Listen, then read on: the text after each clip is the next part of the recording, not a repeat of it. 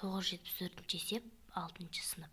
Мына жерде 4,100-86 бөлеміз минус 1,8-ді.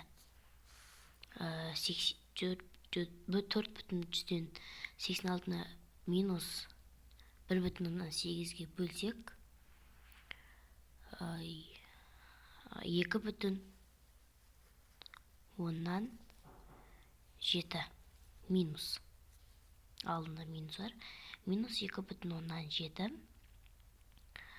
Ал енді мынау 0,8-ді 2,3-ге көбейтсек минус, яғни минус 0, минус 1,184 шығады. Ал қосу 6 тең. Минус 2,7-ні минус 1,184-ге алсақ, минус 4,154 болады. Оған қосамыз 6-ны тең. Минус 4,154-ге 6-ны қосатын болсақ 1,146 шығады. Ал екінші, бұл өте оңай есеп. 13,44. Алдымен 0,65-ті 0,123-ге азайтамыз. 0,142 шығады, 0,142 шығады. Яғни 13,144-ті бөлемін 0,142-ні. Кейін оған көбейтемін 15-ті. Тең. Ал 13,144-ті 42-ге бөлсек, бұл 0,132 шығады. Ал оны көбейтемін 15-ге. Тең 4,8 шығады. Яғни бұлардың тексерілуін өздеріңіз жазасыздар.